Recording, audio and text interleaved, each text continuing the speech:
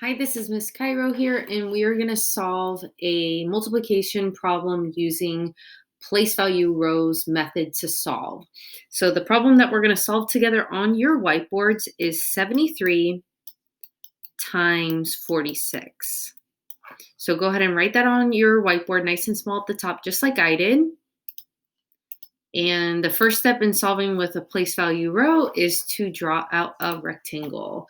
So we're going to draw out a rectangle just like that and leave enough room so that we can do multiplication problems inside the rectangle.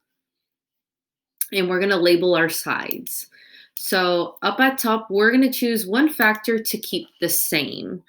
Let's keep 46 the same. So up at the top, please write the number or the factor 46. And we kept one factor the same. The other factor we are going to break apart into place value sections. So 73 we are going to break apart. So we'll start with the largest digit and work our way over. The 7 in 73 does not represent 7 ones. It represents 7 tens or 70. So on the side, please write 70 and do an addition symbol. And 70 plus what equals 73? Well, there's 3 ones, so 70 plus 3 equals 73. Does your sides look like mine?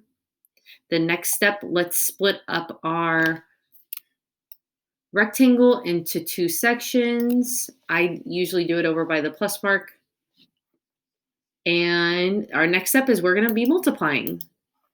Up on this first section, we're going to be multiplying the factor that's up at the top times the factor that's on the side. So we have 46 times 70.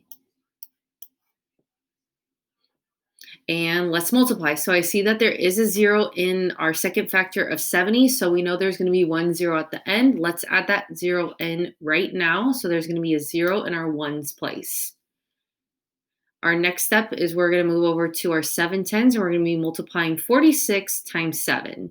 So first step is multiplying what is 7 times 6? 42. So 2 is going to go into our product in the 10 spot, and a 4 is going to go above our 4 above the factor 4 in our 10 spot up there. And then we have to multiply now 7 times 4, which is 28, plus 4 is equal to 32. And since that's our last multiplication sentence within that problem, we're going to write 32 into our product.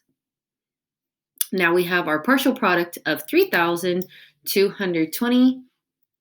Let's move on to the next section.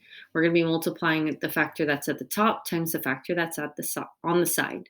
So we have 46 again times 3. Go ahead and write that out with me and go ahead and solve with me. 6 times 3 is equal to 18. So 1 goes above the 4 and an 8 goes in our product in the 1 spot. 4 times 3 equals 12 plus 1 is equal to 13. And 13 goes into our product, 1, 3, to give us our partial product of 138. Last step is adding our partial products together. And again, what's most important about this step is that all our place values are lined up and our digits are spaced out so that we make no errors. 3,220 plus 138. Go ahead and write that on the side just like I did. And please add. Did you get 3,358? Great job.